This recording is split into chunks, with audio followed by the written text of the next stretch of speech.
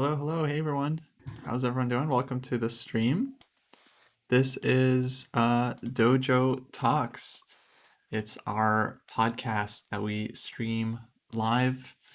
I guess quick shout out to everyone listening on like podcast apps and Spotify and stuff in the future. Thanks for supporting the show and listening. We really appreciate it. We're glad to see that people are enjoying the podcast and the talks.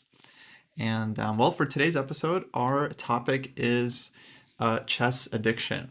It's something that seems to affect lots of us, lots of us being the senseis and chess players in general. I think there are certainly a lot of comparisons that can be made and that we'll try to make. But first things first, let's just maybe open it up and discuss a little bit about why we are talking about this today. So let me throw it to Jesse. Well, so I finished this 2700 quest thing recently, and that was definitely an addiction, and a kind of addiction that I think literally millions of people around the world have, which is to play blitz or some kind of time control that they just kind of tune the world out and they check into that. And it does not help your chess. That's one thing I know for sure. It is fun. It is very fun. And it is a way to forget about the world. And it is definitely an addiction. And I think when you think about the incredible growth in numbers that Chess, chess.com, all the sites have had over this last year, it has a lot to do with just addiction. And in terms of things to be addicted to, not so bad. Not such a bad thing to be addicted to. But I definitely got addicted. And it was one of the funny things on the stream is I would blame Kostya, because Kostya, before he turned me on to the idea of like, Jesse, let's get into Blitz. It's really popular now. Just for a little bit, man. Let's just do it for a little bit. He did that to me. And then he's like, he quit. He's like, I'm out of here. I don't need this. Before he did that to me, he said, hey, Jesse, let's play some Puzzle Rush, man. Everybody's into it. We'll stream it and it'll just be cool. And I got addicted into that too. And Kostya left. He didn't have, he's like, whatever, I'm done with it after a certain time. But I have the true addictive personality. And I had like, in both times, I had some kind of number that if I didn't reach it, I was just going to keep going until I hit the number. So it's definitely an addiction. And the number was my way to stop cold turkey. And I haven't done either of those since. So, Yeah. Well, let me just say, anyway, I'm really sorry for getting you hooked on Puzzle Rush and 3-minute, 3-minute Blitz. Yeah, for me, the things were definitely fun at the time. And there's a lot of Blitz events happening, especially online Blitz. I feel like, this is where chess is going. But yeah, now OTB chess is coming back, and I feel like the more online Blitz I play, actually, it's like taking away from that if I don't like take the game seriously and really like try to study them. But the feeling of addiction definitely gets in the way. Like when I play online, if I start losing too much, I definitely get into that space where it's just like, oh, I just want to like win the next one. So that feels like a very like addictive mindset to be in. And I think that's the danger with online Blitz. I think a lot of people get into this mindset, and then that's where like all those like questions and thoughts come from. Like, oh, I'm this rating, shouldn't I be like this rating? And it's like, I don't know, I think a lot of people are just trying to like win all their Blitz games, and then when they don't win their Blitz games, they think something's going wrong, or they have to like rethink their chess training. Which you should warn them. Which you should warn them they won't. Right? There's nobody who gets to just win all their Blitz games. That's never going to happen. Well, that's the sign of the confusion. It's like there's some kind of weird disconnect or like dissonance going on. I think people do a lot of training and then they expect to just kind of like subconsciously you expect to just do really well the next time you play. But as we know, like blitz results are essentially just random, like depending on your form. You could be playing out of your mind one day, and then the next day, like you just don't see anything. Your brain is like foggy. I mean, it's not like, it feels like it has very little to do with whether or not you've been like studying lately. So, okay, lots to unpack here. David, what are your thoughts?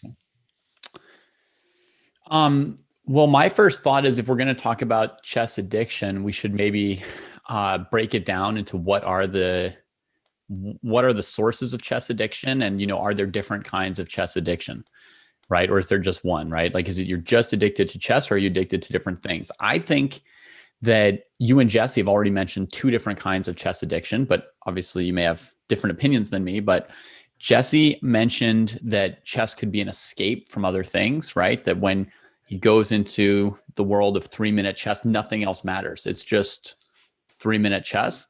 And that's a kind of addiction, I think, that like some people go into certain things to escape. And then you mentioned the idea of just wanting to win the next game and win the next game and get your rating to a certain level. And I feel like that's an addiction, which is to winning, an addiction to trying to like fuel your ego with the feeling of winning. And I think that is probably a different kind of addiction right there, those two. Yeah, for sure. I definitely relate to like the escape part. Like, I have something to do, I'm procrastinating. Oh, let me just play like some blitz games. If I win, it's like, that'll be fun. I'll feel good about it. But ultimately, it's like, it's not really productive. It's just escaping from like whatever it is I think I should be doing. And yeah, I guess the difference is, how you go into it. Like if you like plan to like play like a couple games a day and then you like analyze the games, like that's one thing. That's like you like trying to play good chess and then like analyzing your games and improving your chess. That's chess training, and it's not what we're talking about today, right? That's a different thing. Right. We're basically talking about just like wasting time while we're like playing games. Maybe I should try to explain, because I think people will fight that point a little bit. And so I think a lot of people, when they do play blitz, think they are getting better just by the amount of time they're putting into it. And I think there's different ways in which you can see that that's not true. But first, there's just the empirical way. You can just see that you're not going to get better. But I think on a deeper level, the thing that I've really tried to communicate to students, and I've helped people go cold turkey, it is very difficult. But the thing I think to realize is when you're playing blitz, you are just repeating the things that you've already done before, the things you've already understood. And the things that you've understood have been things that you processed when you were thinking at a deeper level, when you were doing what Kahneman calls like the long thinking instead of the quick thinking, which is definitely blitz chess. Blitz chess is just, quick, and you're not going to be able to learn anything significantly new out of that kind of event. And that was a big breakthrough for me. Because I had an intuitive sense of those two different kinds of thinking, but it was only when that book, Thinking Fast and Slow, was put out that I was like, oh, right, now I get it. Now I get what the difference is between the two. Yeah. No, I mean, I think that's a good point. I don't know how far we want to go into like learning versus the dark side that we're talking about today. Uh-huh. I think that's a really good point that a lot of people may not have thought of before. I haven't thought of it before, that basically when you're playing blitz, you're not taking the time to come up with anything new. So you're mostly just replicating what you already have. So by definition, you're kind of staying where you are. I think there is a point in the chat saying, from Dritman, saying that, an initial amount of playing games helps people maybe get to a first plateau, wherever that plateau may be, just by getting some experience playing chess. Mm-hmm. And I do agree with him. Now, that's not going to apply to somebody who's like 2000, and we can talk about where the cutoff would be for different people.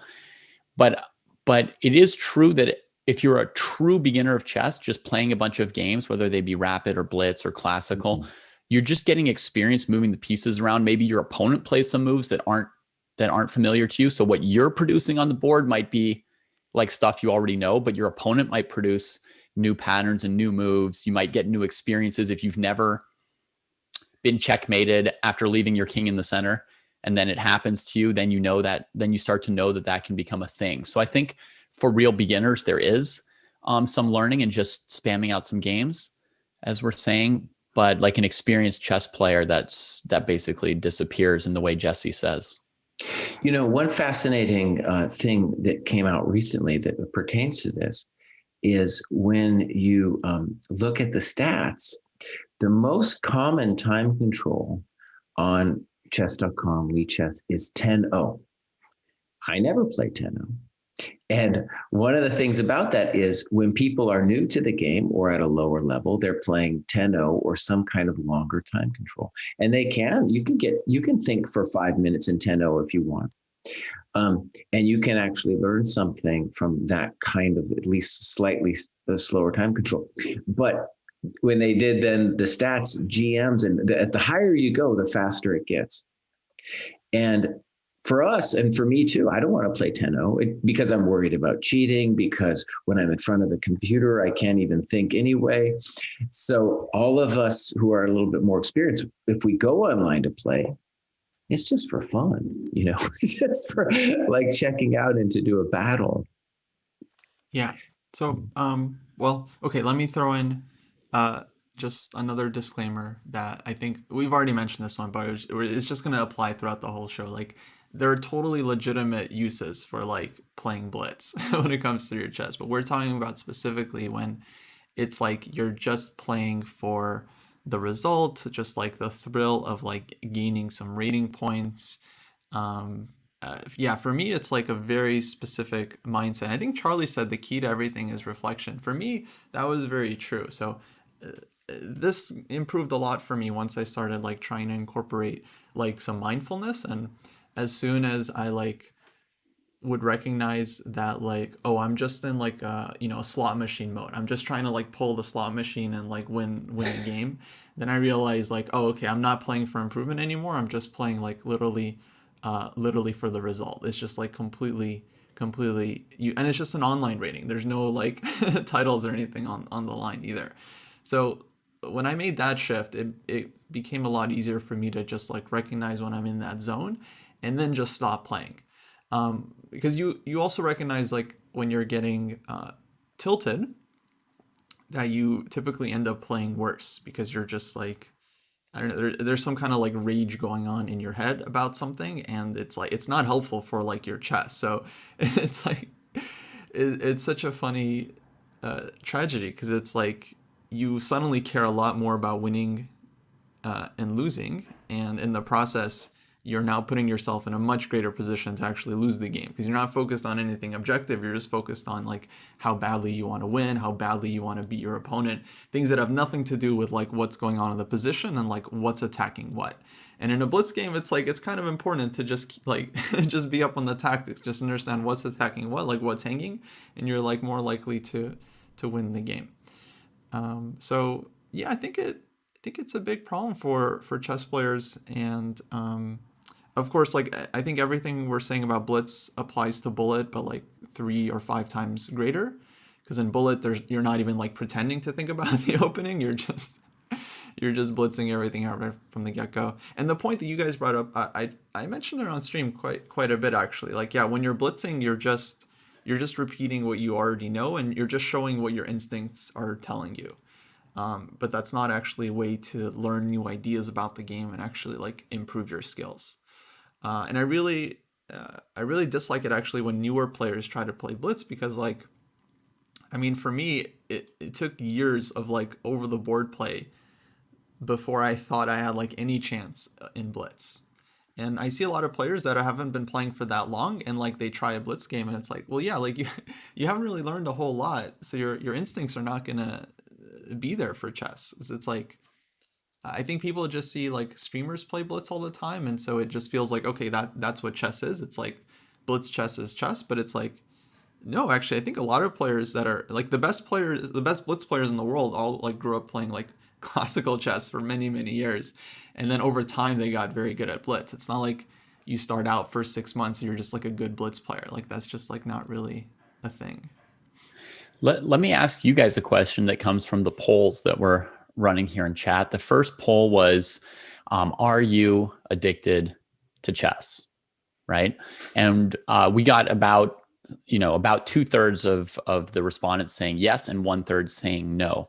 So, and now they're asking which of the three of us is the most addicted to blitz, like if you measure the degree of our addiction. So I guess they're assuming that all three of us are, but let me ask each of you, Kostya, Jesse, are you addicted to chess or addicted to blitz chess? What kind of a chess addiction do you have, if any? I'm definitely addicted to chess. I mean, I think it's interesting too. I'm going to play a tournament at the end of the month. It's the first real tournament in forever. I'm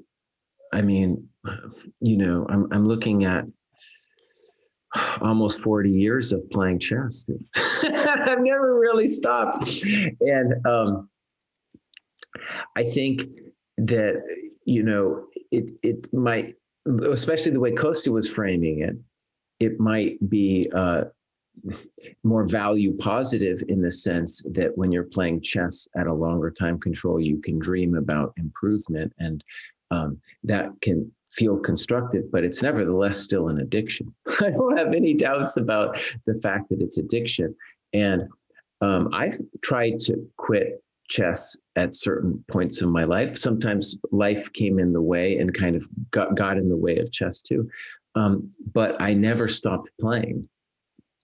And I think when I think about you, David, one of the interesting things about your personal experience is you kind of quit competitive chess around 2008, when you started doing the whole chess.com thing. And it was actually just a funny exchange, because I remember telling you, I was like, dude, you're going to come back.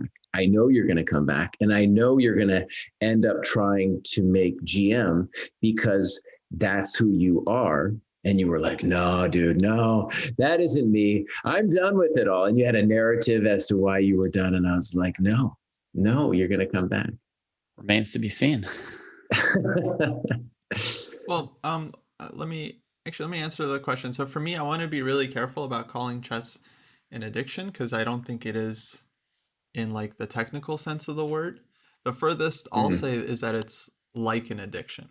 Because nowadays addiction, I mean, it's kind of like a medical word, and I think it comes with certain like very, very specific characteristics. So for me, it's just it's like an addiction. I would say the main factor for me is always just like, does it get in the way of productive things in your life? So if someone is like just studying chess all the time, and then like they're trying to become like a grandmaster or whatever, be like a professional player, I mean, like they're still like paying their bills and they have a family, like to me that's not an addiction. That's just like following your passion. I think it turns into addiction when it's like you are playing chess, like instead of doing work, you're playing chess instead of like studying. It's like when it actually gets in the way and comes with actual like harms. So I don't know. For me, that's kind of like an important distinction. If you want, I could call in a medical doctor. To help us. I don't think they would call chess an addiction. I really doubt it. Okay. Would you like me to go grab a doctor real quick? Yeah, we should ask Chloe. I'll be right back while you answer whether or not you are or not like addicted. I don't think Kostya that a doctor is going to help. And I don't believe the medical community can help us out with what addiction is. I'll say this, the thing about harm is kind of interesting. And one thing that's interesting too, just in terms of chess history, that's a difference between my generation and yours, is that when I was coming up, it was naturally assumed to be a detrimental activity. No one thought you could play chess to make a living, and you would be laughed at if you said something like that. And it was true that the people who were so-called professionals were dirt poor, just dirt poor. And, if anybody's parents saw those professionals, they didn't want their kid playing chess. At least they didn't want that kid saying, oh, I'm going to be a chess professional. So it then took on an aspect in terms of how society saw it as being a harmful behavior. Whereas your generation is already the chess boom has already been so big that anybody around you can recognize that, what Kostya is doing is a professional avocation. It's something, it takes a much more positive feel than from what it was for my generation. Yeah. Well, yeah, it does feel like there are much more opportunities to like make a living nowadays. But yeah, I think I definitely have felt the same things when I told my grandma I was gonna be a chess player. She basically said something along the lines of like, I'm just gonna be starving my whole life. Like, why would I want that? But yeah, I totally understand from her perspective. But yeah, I think that there are definitely a lot more opportunities now, and you don't have to be like 2800 to make a living anymore. So the doctor gave me the answer that my younger brothers used to always love to give to every single question, which was Google it. So here on this website here, there's a semi-scientific definition with a bunch of stuff in it. But one thing it says is people with addiction use substances or engage in behaviors that become compulsive and often continue despite harmful consequences. And Kostya had said before the thing about like, does it get in the way with your other activities, right? Do you not work because you need to play an extra chess game, right? Like, do you show up to your chess stream late because you're busy playing a blitz chess game? Or do you miss a chess lesson because you're busy playing a training game with a friend? Well, let me put something down. It is just my personal experience, but I think it's mirrored in a lot of other players of a variety of levels. People I've coached who, were rated 1500, 1600 as well, is that I think a key thing to understand, for me, about our current society is the process of individuation has progressed so far that it is difficult for a narrative to arise that commands you to do what you're supposed to do. That might sound a little abstract, so let me just flesh it out a little bit, right? Like, we are no longer in a society where our roles are determined and our roles are given, right? Those could be gender roles, it could be roles of what we should work, what the kinds of things we should dress, or how we should interact with others. All those things are left in a free-flowing environment. So then you get somebody like me encountering that world, and the way to give it structure is to create some kind of quest. It's the only way to define then what virtue is. Like, how is Jesse going to be virtuous in this world? Well, he's going to create some kind of goal and then mold myself in such a way to be an arrow to get to that goal, right? And I did that with the philosophy PhD, which, like the chess world, is a very hierarchical world. And I was drawn to that world because people respected the people above you. And I can tell you definitely in the chess world, especially before computers, if you were even a master, people would look upon you as just a god. There would be this reverence only in the chess world, mind you, not outside the chess world, but there'd be this reverence, and it'd be like, oh, if I attained this status, what an incredible thing that would be. And I did it too when I wrote the novel. And the writing community is probably the most evil of all of them in terms of how mean they are to each other. But in any case, all three of them, goals in which I forced myself to become a certain thing so that I had something clear to do in the world. And even when I'm doing something dumb like 2700 quests that I know is not completely essential to my being, it's still something like, well, gosh, I don't know what's going on in my world today. but I can go play some Blitz, right? And that's, I think, what millions of people are doing, right? They go online and there's something clear, it's defined, they've got a goal, and that turns in, it's a little bit more, you could, if you want to argue that it's more than addiction, I'm fine with that, but it definitely has patterns of addiction because you do it over and over again. And there's a sense of comfort, a sense of like, oh, I know what I'm doing now with my life, right? That's something that, you know, you just get when you follow a path like chess. Yeah, I feel that. I feel like it's definitely like patterns of addiction. For me personally, I don't know. I personally don't feel addicted to Blitz because there are many times like I'm playing a Blitz game and like, okay, Maya will call me over, like she needs something. Like I'll just resign. Like I just don't care. I'll just go. Like if I have to go do something or if I'm like late for something, I'm like, oh, this game is taking like I'll just go. I don't care. But Wow. if I have to respond to like a Facebook comment or like a tweet, that drives me crazy. Like I do feel addicted to social media. That will like weigh on my brain. Like, oh, someone said something and now I have to like write a response. And like the longer I do it, it's like it affects me. And yeah, no matter how bad it might be for my life, it's like difficult to stop. Thankfully, I was able to quit Facebook. I don't know how I did it, but I spend far less hours now on Facebook than I used to. Kostya, you sound pretty convincing there. I mean, being able to just resign and walk away without even a twinge or a care in a Blitz game, that's pretty convincing. I feel like you wrongly won the poll for the most Blitz addicted of the three senseis with that kind of answer. I actually got 0 votes in that poll, but my own answer would be that I am addicted both to chess and to, you know, Blitz / winning, you know, both of the two different propositions of different kinds of addiction that I mentioned earlier that would both be chess related. And the truth is, when I don't play Blitz chess, I don't like miss it or like hunger for it. You know, I don't have the shakes or anything like that.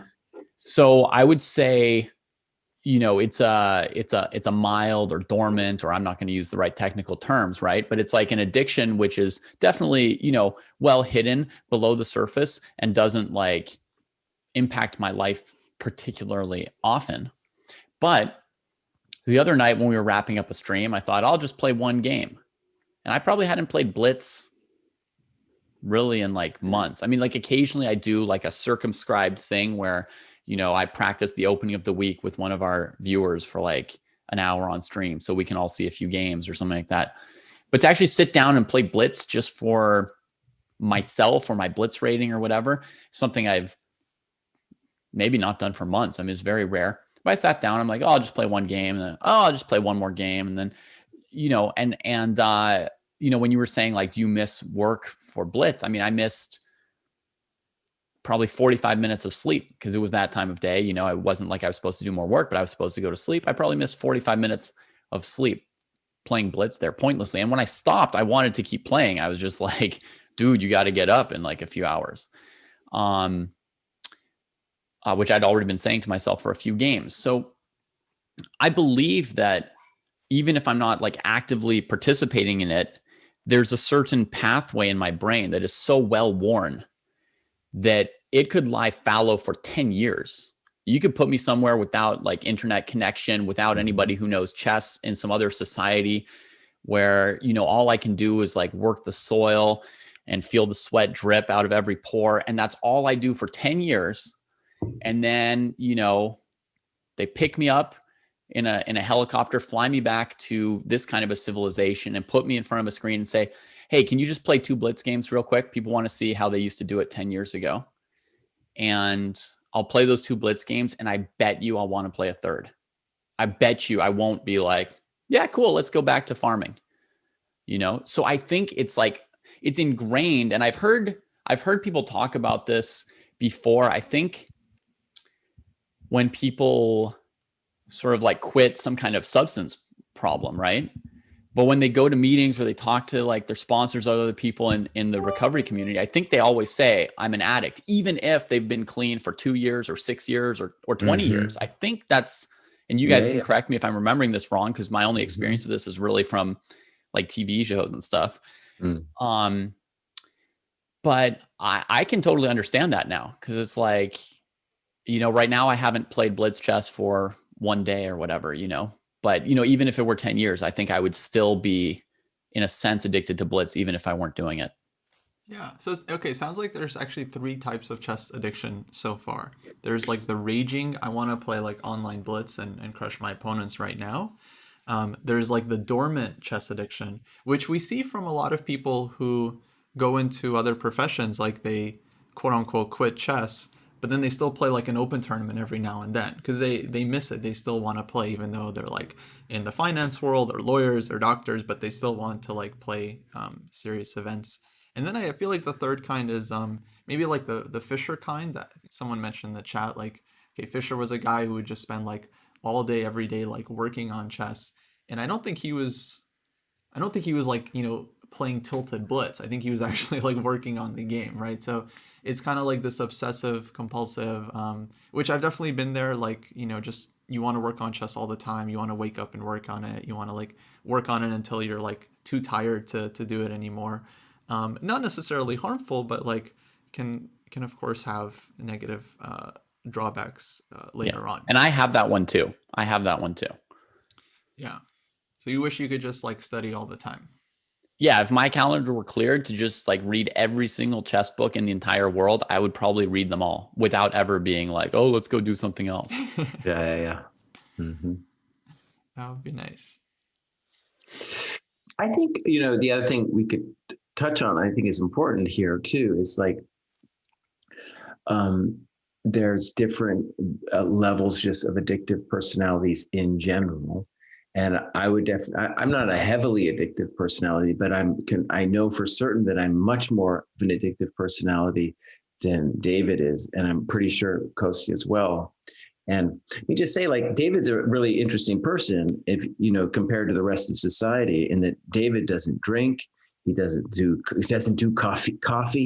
He doesn't do anything like that. And I've never seen outside of chess, David have a habit that seems addictive, right? Whereas everybody else in my life, there's some aspect of addiction that they have.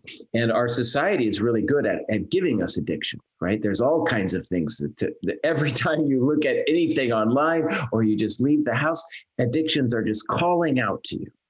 Just calling out to you. And David is immune. He's immune. I'm not immune. I don't think so. I don't feel immune. It just sounds like it's better like hidden with me, or like I cope better or something. Well, has there been anything outside of chess you would say you were addicted to? World of Warcraft. Maybe that one. Sure, plenty of things. When I was in college, there was a TV in my dorm. And I hadn't had a TV growing up, and I just like sat in front of the TV for hours and, missed classes and stuff like that. That's an example. I like to have like an hour to myself, like quiet once everyone else is asleep. That impinges on my sleep. But like, no matter how late everyone in my family stays up, like I need a little bit of peace at the end of the day. And Kostya just stopped. When he set me off on my addictions, he just stopped. He just was like, no, I'm going to pull back from this. And I was like, what, buddy? What are you doing? Well, because I was mindful about my intentions. I knew like why I was doing it to start. And then those reasons didn't exist for me anymore. So it's like, yeah. And for the most part, I'm going to call BS on the mindfulness stuff, because I think when you frame it like that, you're framing it as if it's a rational decision. And I don't think it actually is. I think, we create visions of ourselves like, I'm deciding this. And in fact, it's something deeper inside you. Like here's a fascinating thing about addiction that definitely applies to chess addiction. This is I learned about it recently. I don't know how recent it is, but there's this fantastic new research about heart rate variability. Have you guys heard about this? It is stunning research. Basically, you have two kinds of nervous systems. You have one that's like a fight or flight nervous system, and you have the other nervous system that's dealing with all your organs, your kidneys, your junk inside, all that stuff. And that stuff you're not even aware of. It's not like your mind is telling those organs to go do something. Anyways, so the heart rate variability is when you go fight or flight, when your mind gets anxious, your heart rate variability stays the same. But when you're repairing, when your internal organs are in repair and doing their stuff, then there's a greater heart rate variability. And I know this sounds abstruse and weird, but it's very measurable that the people who have addictive personalities have more of a fight or flight tendency in their heart rate variability, i.e. they don't have much heart rate variability. So like heart rate variability is actually a good thing. It sounds like at first, that'd be a bad thing if you had more heart rate variability. Right. And so this is a very measurable thing that predicts addiction, disease, whether you can make any progress in anything. Like let's say you have an athletic pursuit and you want to make progress in it. Well, then your heart rate variability will be predictive, highly predictive of that as well. Anyways, I'm just trying to say, like, when we say things like, well, I was mindful of it and therefore I stopped, I think, no, there's deeper things going on. That's just all. Yeah. I don't want to, right. I mean, I'm sure there could be all kinds of like biological factors. For me, mindfulness, it's not about like making a rational decision, just more about kind of like dissolving illusions and just kind of like, I don't know, I guess trying to reflect honestly, which I think can generally like bring up just things that you're like not really thinking about. Oh, like, yeah, so many times like I'm playing Blitz and then I catch myself thinking like, wait, why am I doing this? Like, oh, it's because I have an article I don't want to write. Like, that's why I'm doing it, right? Not because, oh, I want to practice my whatever. So it can be helpful, I think. Yeah, I mean, I don't see why that wouldn't have some effect on Kostya's life, right? If he stops and reflects about things, I can understand that could reduce or control to some extent, depending on other factors. Yeah. Yeah, in general, I don't know.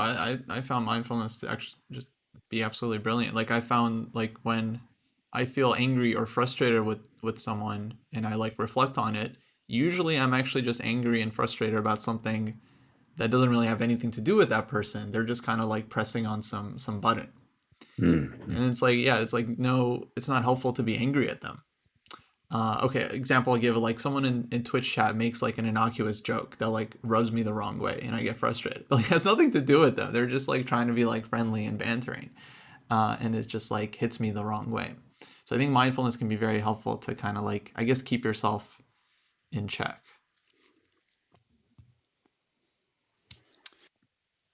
I mean, Bubba, I think that we have been doing chess for a really long time. I think there are definitely long-term pattern trends. And I think like when I was in college, there was probably a period where I would play like Blitz through the whole night.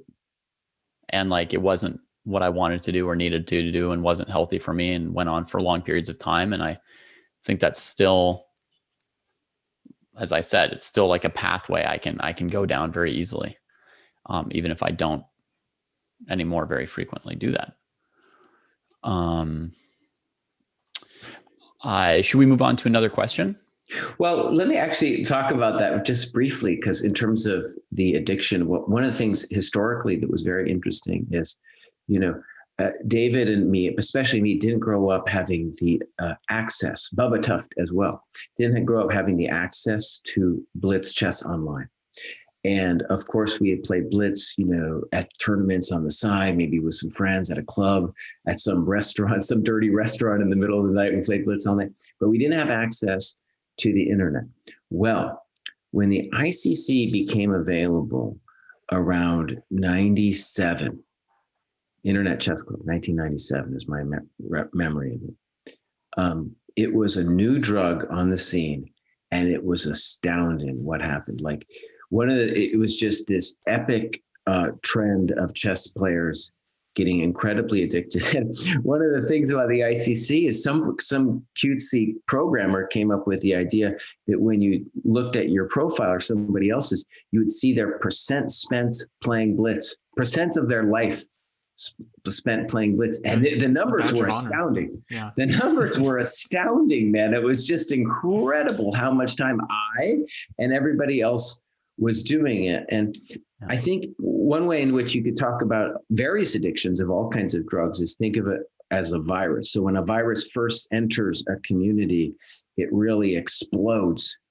And it's only when the community kind of learns to adapt to it that it recedes. It doesn't go away, but it recedes. And it's almost like this new push of chess that's happened in the last year has been a new explosion for, it's gone beyond just players with a little bit of experience like me, and it's gone out to the general public. The virus has exploded to the general public for the addiction. Yeah. Yeah, well, that's an important point though about the online chess is that actually, it's become so much more available that has to be a part of it. When I was growing up, if I wanted to play Blitz, I would have to play against someone. Someone would have to be a willing participant. Someone would have to be like just as addicted as as I am. Now online, you can just play 24/7. So there are no natural stops to that thing.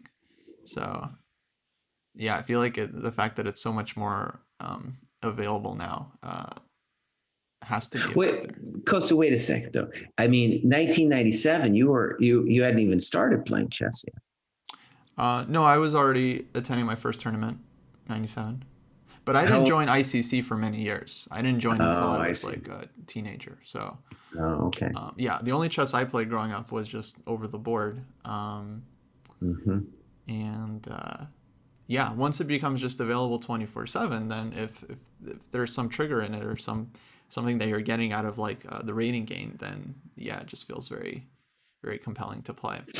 Actually, I'll just share a funny story that we were talking about addiction. One of the signs of addiction that it's a harmful behavior either toward yourself or others. And I have vivid memories. I was in Germany at the time, around 97, 98, 99, when I got really addicted. And back then it wasn't a thing where you had your own computer. You had to like go to an internet center and you had all these computers and people would be kind of in line to get onto one of these portals to the internet.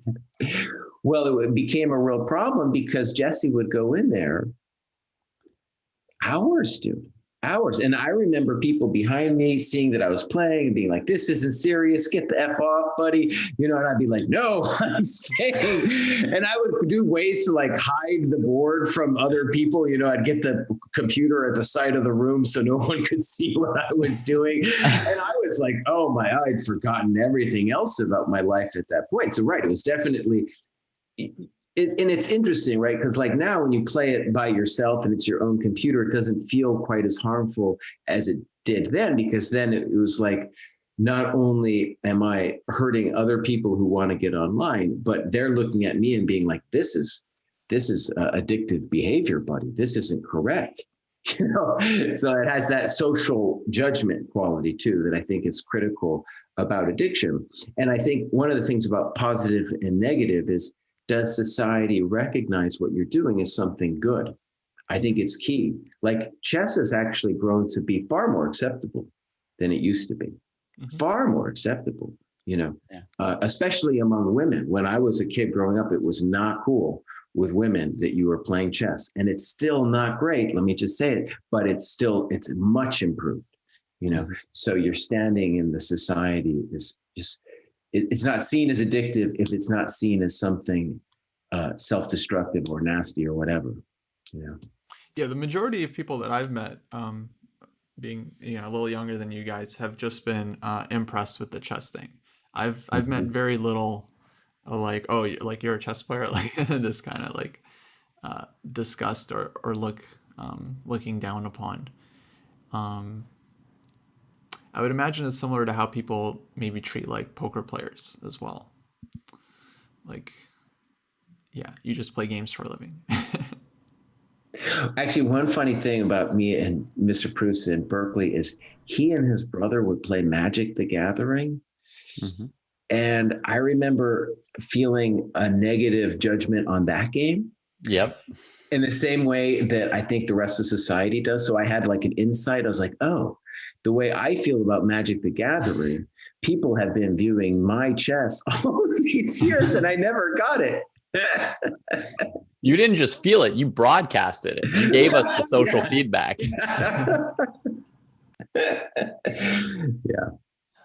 But then you saw the wizards out straight out of Mordor and you realized Oh, yeah, that it was pretty cool. I love the wizards out of Mordor. Yeah.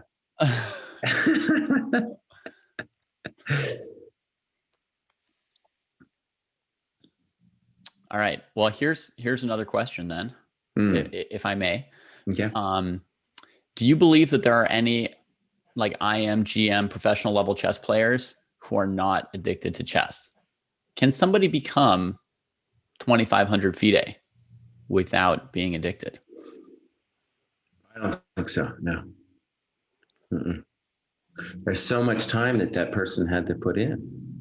And the people who did stop, stopped pretty much cold turkey. And my favorite example is when Wesley So was a kid and he beat Ivanchuk in the match. Ivanchuk said, "I'm quitting chess." And then my joke for years afterwards was, Chucky can quit chess, but chess can't quit Chucky. He couldn't quit. There was no quitting for dude. Yeah. It was totally impossible. I'm with Jesse. I think the answer is like a clear no. And that's part of the reason when people tell me like I'm going to become a GM or whatever, sometimes I can just do like a quick check and say, no, you're not. Because if you look into their eyes and they're not like an addict, you're like, I'm sorry, you're not going to be able to compete with somebody who is an addict. Right. There's no way, So that's one of the ways that I can tell someone like, well, yeah, I mean, you could become a good player, but I'm looking at you and you're like a normal person. So it's never going to happen because you just won't put in the hours that they did. People are like, I study so hard. I study like 3 hours a day. And I'm laughing. I mean, I did 12 hours a day. Mm-hmm. There's no chance for someone doing 3 hours a day. Well, yeah. I think the reason that question is just so ridiculous is that it makes no difference what you say in response to the question, whether someone can become a GM. It's like your answer has like no effect on the actual truth of the situation. Like if someone can become a GM, it's like, I don't know. The point is like they should just be able to do it. They're asking a fortune teller. And in the case of, what are my prospects in chess for like an average dude or dudette, they come in here, they ask, a sensei, like, what are my prospects in chess? And we kind of are fortune tellers and we can tell them like, yeah, you could become an expert. You could become a 2,200. No, you're not going to be a GM. Sorry. Uh-huh. One question that Mitch put out was like, is the same. Does that mean that you have to be addicted at any career to be good at it? And let me just say from my own personal experience, like I can call myself a chess professional, but in many ways, what I'm actually am is a teacher. Am I addicted to being a teacher? No, but I do have, if I have any kind of natural gift, sure. Teaching is very easy for me. I don't even need to work at it. It's just an easy thing I do. I think a lot of people are natural teachers. And so, no, I think there's a lot of jobs that you can do out there in the world where you don't have to be addicted to it, But chess, when you think about the top levels of players, yeah, we're talking about a bell curve where we're way out here on the end, buddy. We're way up here on the end. We're not here in the middle. As a teacher, what am I? Maybe I could be the 60th percentile or something like that. Not so special. I'm not on the 100th or whatever. And even if I was, it wouldn't make that much of a difference how successful I was as a teacher. Different category altogether. Yeah, that's my answer. Also, is basically it depends on the economics of the labor market in whatever field that somebody's asking about, right? So if you want to be a professional chess player, which is inherently like a competitive thing, then you need that addiction to be the best at it, right? But there are people who are professionally some job or other and suck at their job, right? and it's still their job. So if you sucked at chess, you couldn't be a professional chess player, right? Like if you were 800, you couldn't play in tournaments with Magnus and earn like hundreds of thousands of dollars. You just couldn't do it. But there are plenty of people doing all kinds of other jobs that they do badly. Ergo, they don't need to be professionals. Ergo, they don't need to be addicts who've put in 50,000 hours mastering it. They just go to work, sort of do the job and come home and leave the job there. I mean, we never leave chess at the tournament when we come home. And let's just say it. The other really beautiful thing about chess, and one of the reasons of my addiction to it, is that it's honest, and the rest of the world isn't honest. It's not like, and what I mean by that is, in any other job that you're doing, it's going to matter who you know. It's going to matter how you can interact with people and play that game. And it's not really going to be usually not primarily about whatever skill set it is you have. And chess, it doesn't matter. It's really, it's so beautiful that anybody can walk into the world of chess and play. There's no gatekeeping. I mean, like it's a hilarious thing happened when we were talking about who can become a GM or who can become expert or whatever. And some of the chat was like, "Oh, you guys are gatekeeping." The beauty of chess, there's no gatekeeping. I can say whatever I want. It doesn't matter. It doesn't affect your ability to come into the game. Yeah, that's very true. But there is gatekeeping when it comes to like chess, like work. Like if you want to be working in the chess like industry, then I think all the same things still apply. It's still like you have to network with people. You have to like be cordial and professional. Otherwise, like people won't want to like work with you. Yeah. But if you want to be like a true chess professional, like playing games. Yeah. If you come in as Bobby Fischer, people can hate you all you want. You don't have any friends or family who were in the industry before you. If you win every game you play, like that's it. There's no gates. Right. There's no gates. Yeah. So is it necessary to be an addict to get like to IM and GM? I mean, yeah, again, it always just depends on how you define the word addict. But like I feel like all the people that I've seen who've made huge progress, so not just title players, but someone who went from like 1400 to like 1800 in like a year or something, or like they gained hundreds of rating points. I definitely seen lots of club players who are like, they're like 1600, but you see them, they're like super motivated. They're 100% like growth mindset. Like they love playing high rated players. They love like losing those games and learning from those games. Like you can just tell like, okay, they're going to be gaining a lot of points soon because like their mindset is perfect. It's like they just want to improve. They're super motivated on it. They're not like hard on themselves. I don't know if I would call that necessarily like an addiction, but there is a sense of I've always felt like I couldn't improve at chess unless it was like my number one priority.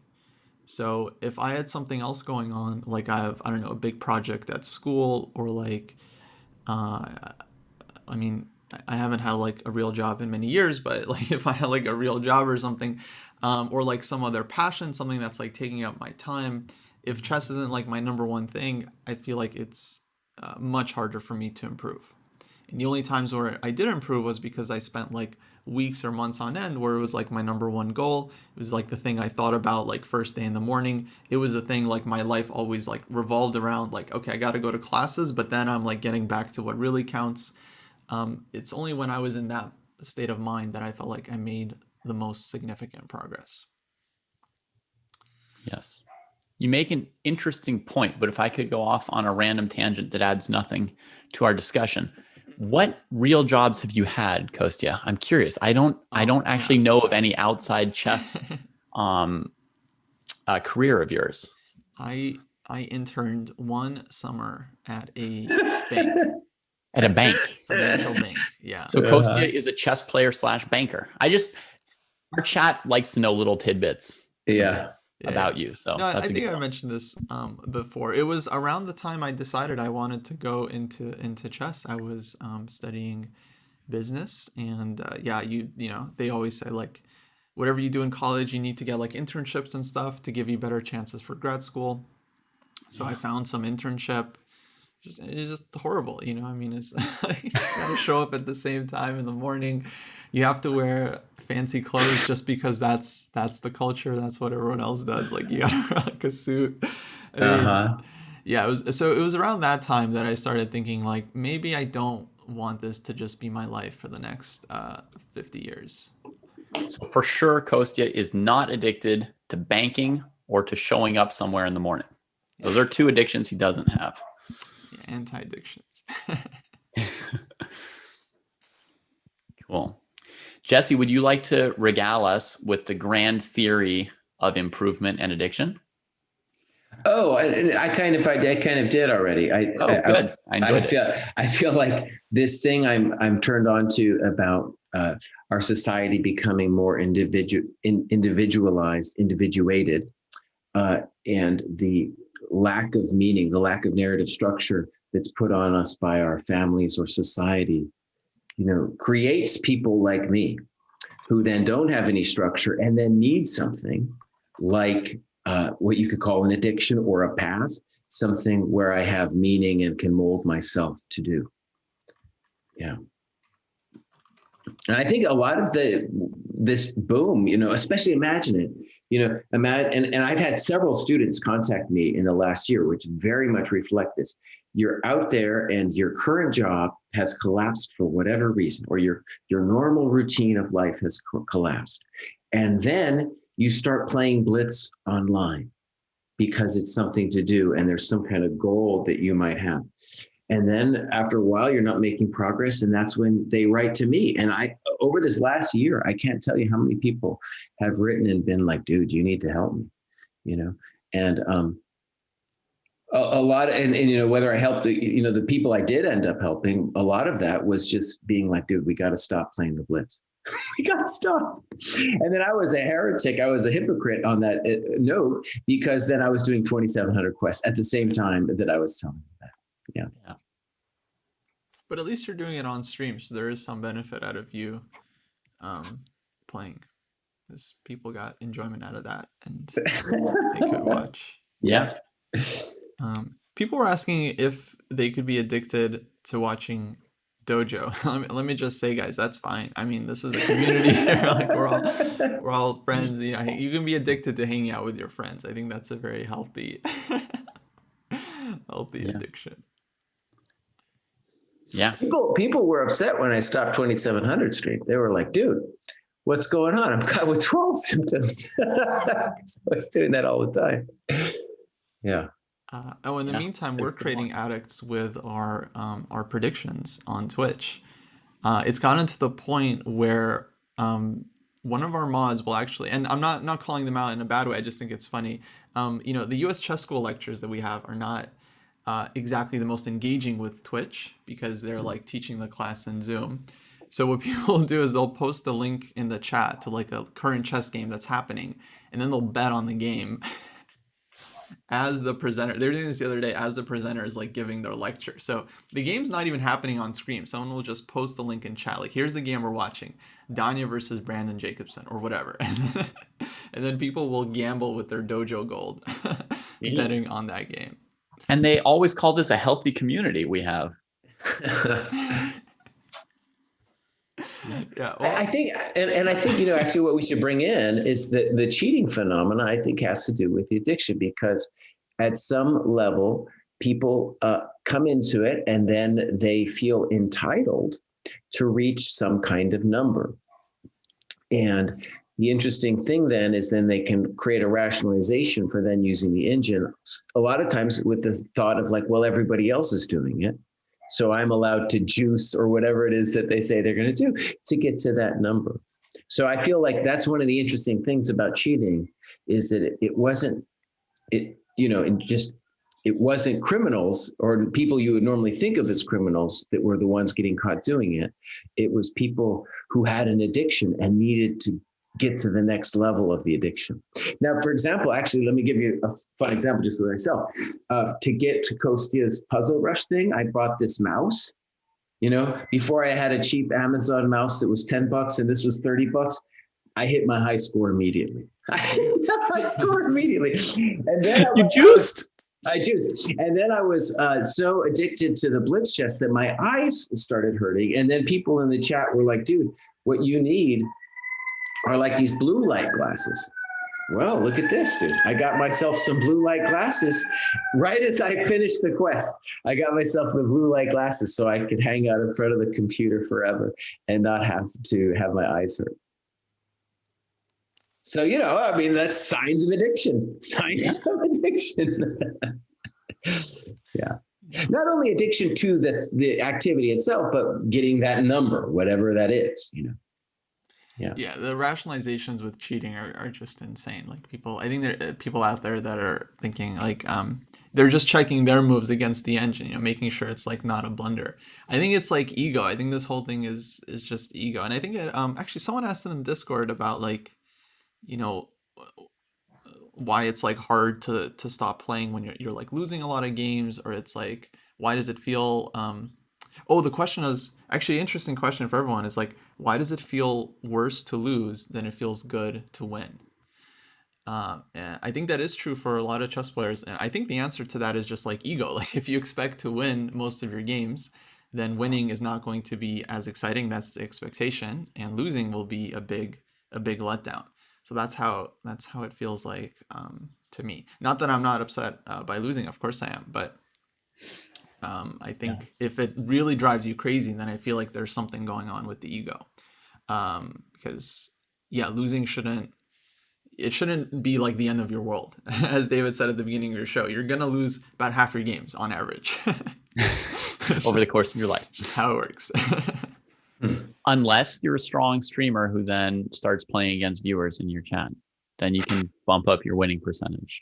Yeah, that's the only way. No, but then the losses hurt even more.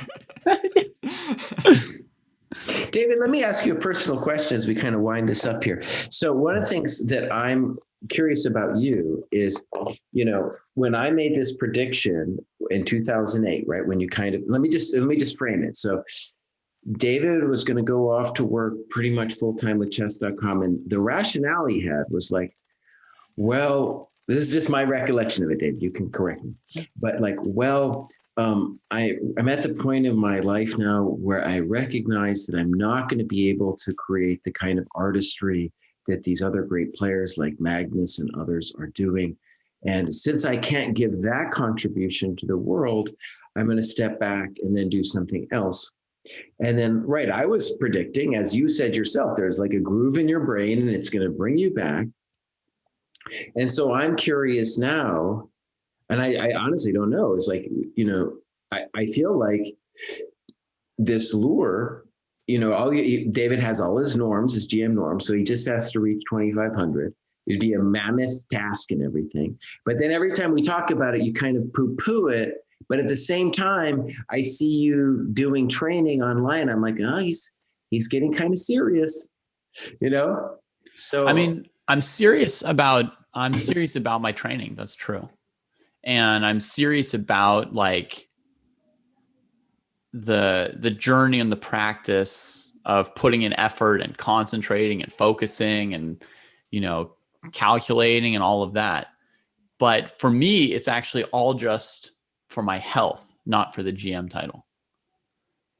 Like if I make it to the National Open with Kostya, which is a big if, right? But, if I show up to a tournament at some point, the goal is not going to be to get FIDE rating points, And sure, every now and then someone comes into my stream and they say, I looked David up, his FIDE rating's 2336. And I like grimace. I'm like, 36? Like, come on, I'm a 2,400 player. Why is my resting rating for like 10 years going to be 2336? It's like, I'm not 80 years old yet. I shouldn't have that rating. It's a little tingle there. But if I show up to the National Open, I don't think of that on my own. It's not going to be because like I want my rating to be 2,400 or 2,500. It's just going to be because I think that playing chess is good for my brain. Guys, That's I have to take a real quick break, but keep talking. I'll be back. All right. Okay. Well, this gives me an opportunity to just grill you then, buddy. Yeah, grill me. So you're saying, I don't understand, why wouldn't it be a cool way to at least measure your studying and your improvement to be like, okay, I want to achieve X number, could be 2,500, could be something else, right? Yeah, I mean, I've got nothing against setting some kind of goal, but in general, the goals that I set for myself now are more process oriented and less like result driven. And I understand that in a sense, a result is like a great way of measuring overall, everything together, right? Mm-hmm. Um, which is reasonable and fine and fair. I've got nothing against that kind of like goal, but typically when I go to a tournament, it just throughout my life, it's never suited me the best, and different people respond better to different goals, right? I know that it doesn't particularly work well for me to go to a tournament and the goal is I'm trying to gain 15 rating points, or I'm going to play in 6 tournaments this year and the goal is to finish the year at 2385 or something like that. Like that kind of goal has never really worked very well for me. And the kind of goal that I use now is the kind of goal that does work well for me. We have to figure out what that is for each of us and then deploy that kind of goal. Maybe that kind of goal works well for you. Cause I mean, you made 2,700 without pre-moves. That's, and you clearly, improved at blitz, if not at chess. But for me, the kind of goal that like works well is like, I'm going to go into this tournament. And when I get bad positions, I'm going to be resilient, right? Or I'm going to go into this kind of tournament. And when I get this type of position, I'm going to be like looking to work on my patience. Mm-hmm. Those are the kind of goals that happen to work well for me, And so those are the goals I use. Okay. I'm going to tell a funny story about you, David, that I think highlights a little bit about addiction. So first for myself, one thing that I've struggled with for years now is like, you can call it an eating disorder. You can call it whatever you want, but like I haven't been able to lose weight because I have an eating problem, gazillion other people on the planet right now. So that, of course, is an interesting kind of addiction because you can't do without food, right? You can't go cold turkey on food. And the thing that came to mind just then is this hilarious thing where there was at one point I was having breakfast with David and he's like, well, I'm quitting women. I'm quitting women, David said. I thought that was the most hilarious thing. But but it kind of took me aback because he said it in a very earnest way. And I was like, you know what? This is like, if anyone would be able to quit something like women, it would be David. And of course, it didn't work for David, poor guy. But it was an interesting statement because kind of like the food question, right? It's like kind of an impossibility to escape from. And, one reason I brought it up in terms of this chess addiction thing is I think in a very similar way, I don't think my mind could escape chess. Like, I think I like what you said, David, about the groove in your brain, kind of like the alcoholics, right? Even if they're 10 years sober, they're still an addict when they go to Alcoholics Anonymous, Mm-hmm.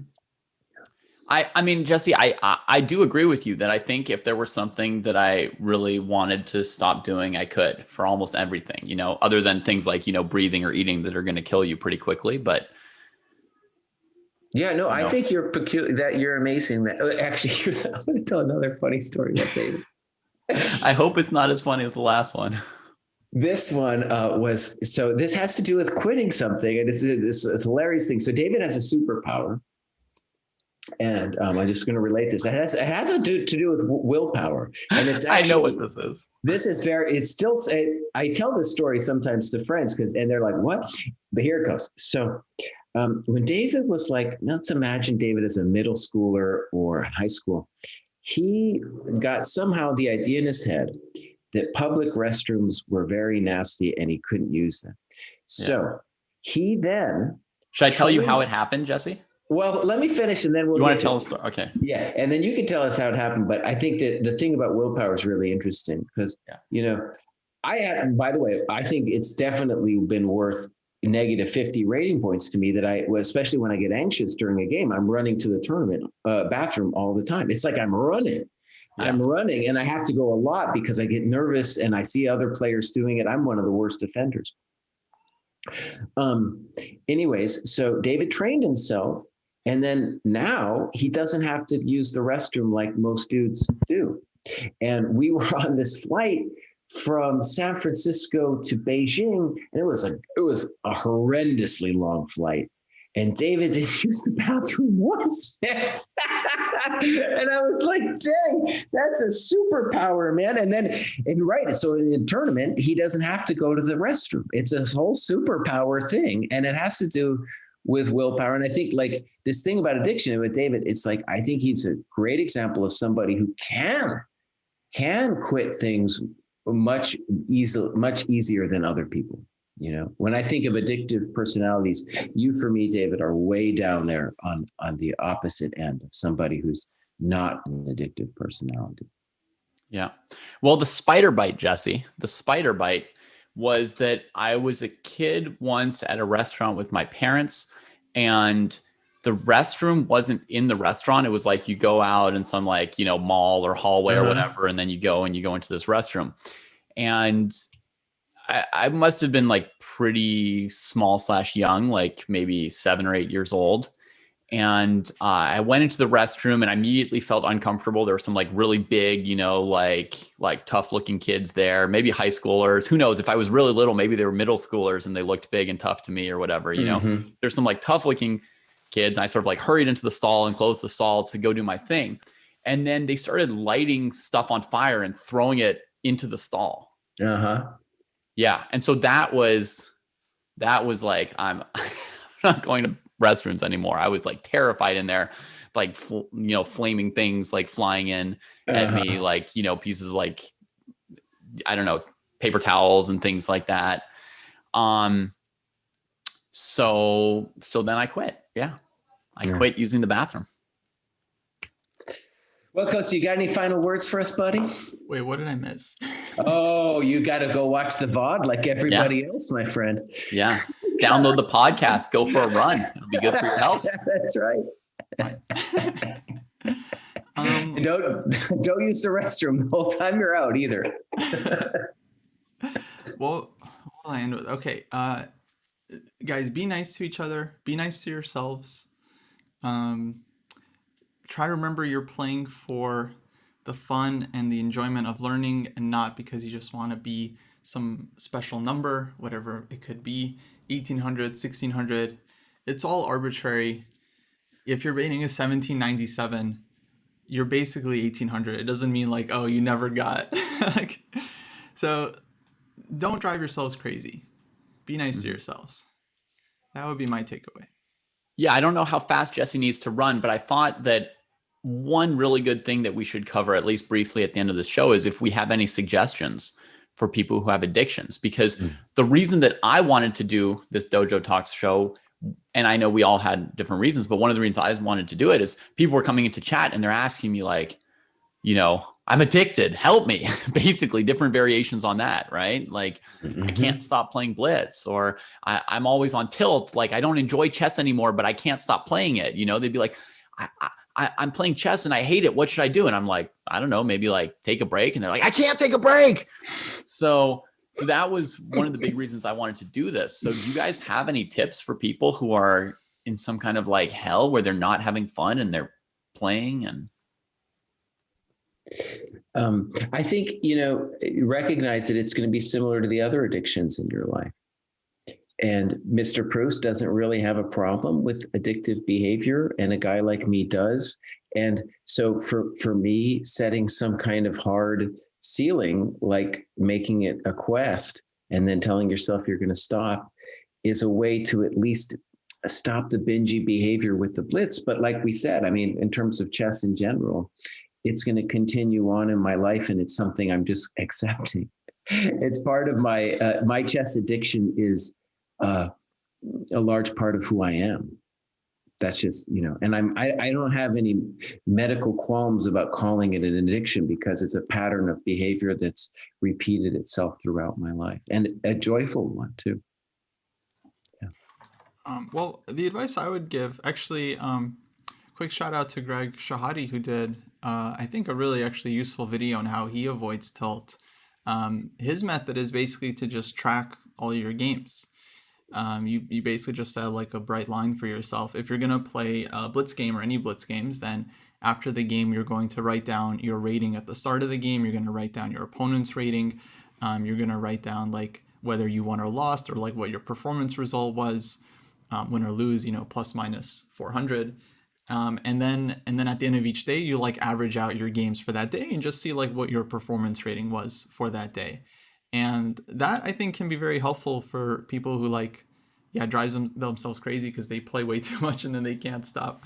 And then they lose, but they like keep playing even though they're not having fun. If you force yourself to like track your games, I think that can be really, really useful. What I would also suggest is to have 2 accounts.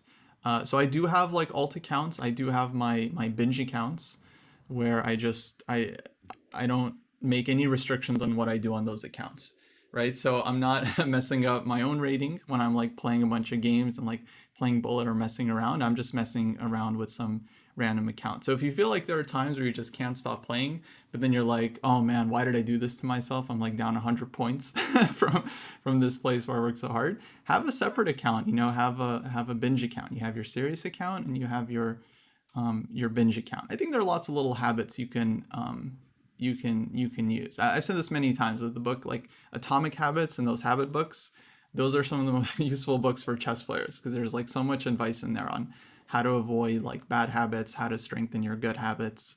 And ultimately it kind of does come down to motivation. I think like if the goal is to become a GM or 2200 or whatever it is, it's like, if you're kind of willing to do whatever it takes to get there, then you have to frame it in the right way. So you have to frame it in the sense that like your addiction to blitz chess is hurting your actual goal. And then maybe you have a chance to like not do it as much. Yeah. Which brings up a good point, because I said earlier on the show that I think all IMs and GMs are addicted to chess or were, or had to be. But I would also say that most IMs and GMs have great self-discipline, like what Jesse and I were just talking about with me. Like very, very disciplined, but also like an addict. So like you go all in on it, but you can also stop and reflect and like, do work and think about what parts of it are helping you or not to get to goals that you set up. Even though I don't currently make goals like 2,500, I used to. Mm-hmm. So, yeah. My advice for those who are struggling with some form of a chess addiction. And of course, I'm not a medical professional. So that's out there, not a medical professional. And even though I have Google, I haven't even Googled this. This is just straight out of nowhere, this advice. But first of all, I would say you have to know which kind of addiction you have, right? Like, are you addicted to like, chess as like an intellectual pursuit and an escape from the real world? Are you addicted to winning? Are you trying to like fill a hole in your ego? I think first you have to identify which one it is, but then some advice I have is to try and make sure that things are good in your life. I think, and this could apply to addictions other than chess perhaps, or maybe this is wrong and doesn't apply to anything, but I think like if you're happy with a lot of other things in your life, you'd be less susceptible to going on like binges, like if I have a good day versus a bad day, on a bad day, I'd be more inclined to like come home and play a bunch of blitz chess than if I have like a good day. So I think sometimes, if we're escaping in some way, that means there might be something wrong with our normal life. And if we can ask ourselves, what are the things about my normal life that I want to change? Is it in my power to change any of those things? If we can get happy with our normal life, I think that can help to reduce the allure of an addiction. And then, as we've mentioned on here, I think a lot of our addictions are going to be ego driven and about like winning and being on top of stuff. So for that, I would say, try and get over yourself, just accept that you're a person, other people are people. You don't need to be better than other people. I think that can help with that aspect. And then something I take from Kostya and his example about Greg, but I want to lean on and agree with as well, is the thing about like sort of structuring things in a mindful way, saying I'm doing this for this purpose within these parameters, right? And if you lay out your stuff and follow a program. I'm going to play 10 blitz games. I'm going to play 1 hour of blitz games. I'm going to do this. I'm going to analyze this from it. I think that kind of structure, teaching you self-discipline and self-control at the same time, is great for managing the chess addiction that most of us do share, in my opinion. And then there's the time trouble addiction, which we haven't talked about, that many players do, which definitely feels like an addiction because it gets in the way of good chess and good results. And that one, maybe deserves its own show on how to deal with that. Yeah. And I said it in just like 1 or 2 sentences, metabolic error, but I definitely don't mean to indicate that it's easy to fix your life or be happy. Right. I mean, one of the reasons many people are unhappy is that it's very difficult, and sometimes it's not even in our control, perhaps. It's tough work. I just mentioned it succinctly. Well, I think we did some good damage today. Yeah. Yeah, and I hope that we can continue the Dojo Talks, roughly once a week. It's fun. I like talking to you guys. Yeah, same. Absolutely. Maybe we should plug our next topic. We'll be doing next week. We're going to be talking about like chess culture and how it's changed over the years. It should be a good one. We'll have some new perspectives there. And also maybe a little futurism as to how it will change too when we go back to the tournaments. Yeah. Some predictions, some fears. Okay, cool, guys. Great. All right. Sounds good, guys. Thanks everyone for hanging out. It was a great talk.